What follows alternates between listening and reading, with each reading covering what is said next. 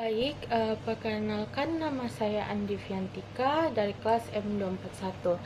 Nah, saya di sini akan memaparkan mengenai laporan penilaian. Nah, penilaian sering disebut dengan asesmen. Adalah suatu proses atau kegiatan yang sistematis, keberlanjutan untuk mengumpulkan dan menganalisis mengenai proses dan hasil pembelajaran peserta didik. Tujuannya untuk membuat keputusan atau pertimbangan mengenai pencapaian kompetensi atau penguasaan materi oleh peserta didik. Nah, adapun juga jenis-jenis penilaian. Penilaian formatif dilakukan selama proses pembelajaran berlangsung. Tujuannya untuk memberikan umpan balik bagi guru dan siswa untuk memperbaiki proses belajar mengajar. Contohnya seperti kuis, penugasan. Adapun penilaian sumatif yang dilakukan setelah proses pembelajaran selesai, misalnya di akhir suatu unit, semester, atau tahun ajaran. Tujuannya adalah untuk menentukan nilai terhadap pencapaian hasil belajar peserta didik. Contohnya ujian akhir semester atau UAS dan ujian sekolah. Adapun penilaian diagnostik.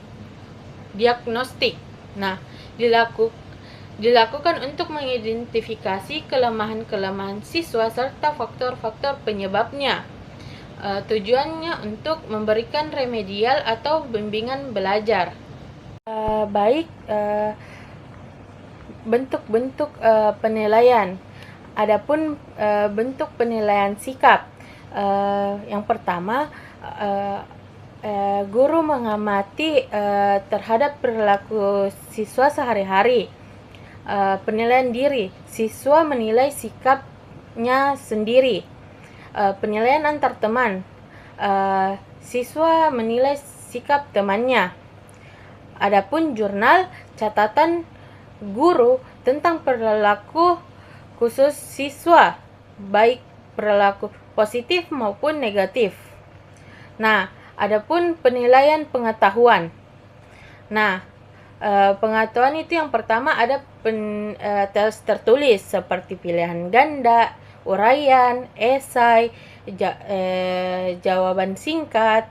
Nah, yang kedua ada tes lisan, yaitu pertanyaan langsung di kelas, seperti guru menanyakan pertanyaan langsung di dalam kelas dan siswa saat itu juga harus menjawab pertanyaan tersebut. Yang ketiga adapun penugasan, PR, pekerjaan rumah, memapping atau membuat ringkasan tentang materi hari ini. Nah, adapun juga penilaian keterampilan. Yang pertama, nilai unjuk kerja, menilai kemampuan siswa saat melakukan praktik atau demonstrasi seperti pidato dan membaca puisi. Yang kedua, penilaian proyek. Siswa penilaian terhadap tugas yang melibatkan pengumpulan, analisis, penyajian data dalam periode waktu tertentu. Contohnya menyusun naskah drama, membuat film pendek. Yang ketiga ada penilaian produk. Penilaian terhadap kualitas hasil akhir atau produk yang dibuat siswa. Seperti hasil menulis cerpen, hasil desain poster, membuat mading. Nah, selanjutnya ada penilaian portofolio, yaitu kumpulan dokumen tugas dan hasil karya siswa yang sistematis sebagai bukti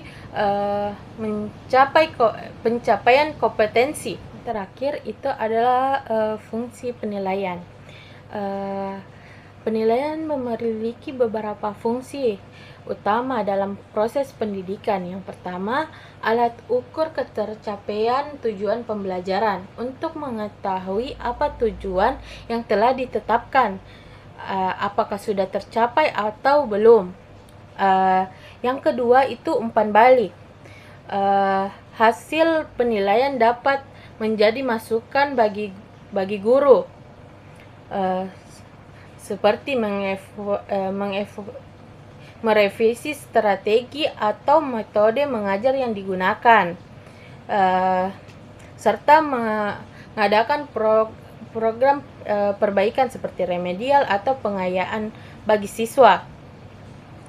Nah, adapun yang ketiga, penyusunan laporan kemajuan belajar siswa digunakan untuk mengisi rapor sebagai informasi kepada orang tua atau wali mengenai perkembangan dan prestasi belajar anak. Yang keempat, fungsi selektif untuk menentukan siapa yang dapat diterima ke jenjang pendidikan tertentu atau siapa yang berhak naik kelas. Yang kelima, fungsi administratif. Guru membantu membuat pertimbangan terkait dengan administrasi sekolah seperti